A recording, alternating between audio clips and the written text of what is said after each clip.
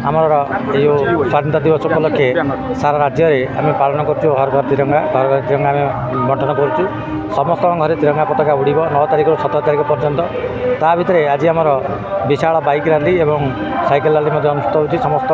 जिते जनसाधारण अच्छा समस्त सचेतनता करने पुणी राज्य सरकार तरफ पुणी आसंता 14 तारिख गोटे अच्छी विभाजन विभीषिका जहाँ विभाजन समय लोक मैंने जो दुर्दशा भोगी वृत्तचित्र मध्यम प्रदर्शित करने व्यवस्था कराई अगस्ट 15 दिन मैंने जमती जातीय संगीत गान करने सहित स्वाधीनता दिवस पालन कर कार्यक्रम रही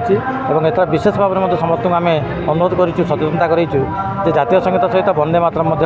निश्चित भाव में समस्त सबू स्थान में गान करेंगे जातीय पताका उत्तोलन समय और ये कार्यक्रम 19 तारिख पर्यटन चलो राज्य स्तर जिला स्तर ब्लॉक स्तर पंचायत स्तर और प्रति गाँ स्तर समस्ते महा आनंद पालन करने समारोह पालन करने अनुरोध करूँ आमर जो एसएचजी भावनी मैंने अच्छे कहूँ विभिन्न स्थान में आकर्षणीय तिरंगा झोटी तिरंगा संबंध झोटी प्रदर्शन करेंगे स्कूल विद्यालय महाविद्यालय जहाँ अच्छी से विभिन्न प्रकार प्रतियोगिता आयोजन करेंगे सांस्कृतिक कार्यक्रम सहित महासमारोह यही स्वाधीनता दिवस सप्ताहव्यापी पालन उत्सव चली आम मैंने पालन करूँ आज आम ब्लॉक में कार्यक्रम अनुष्ठित करूँ। मु भारतीय जनता पार्टी उपसभानेत्री आम प्रधानमंत्री समस्त भितर भारतीय पताका जातीय पताका त्रिरंगा को सम्मान देवाई सबू लोक मान भितर जागरण सृष्टि करने देशप्रीति बढ़ाई समस्त आगे पताकार मान बढ़ाई ये जो त्रिरंगा रैली होची ताको आमे सम्मान दे सर्वसाधारण रे समस्त लोक मान को नहीं त्रिरंगा रैली करूँ। जनता पार्टीर जिला सेक्रेटरी आज आम भारतर यशस्वी प्रधानमंत्री श्रीयुक्त नरेंद्र मोदी जो त्रिरंगा यात्रा प्रयास कर माने खाली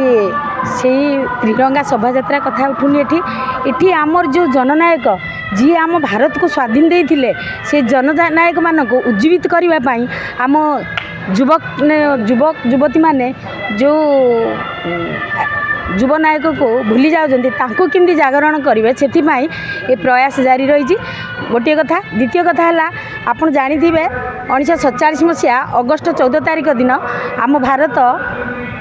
15 तारिख स्वाधीन हम 14 तारिख दिन विभाजन विभीषिका गोटे होता जोटा कि पाकिस्तान आमठू 2 भाग हो जाते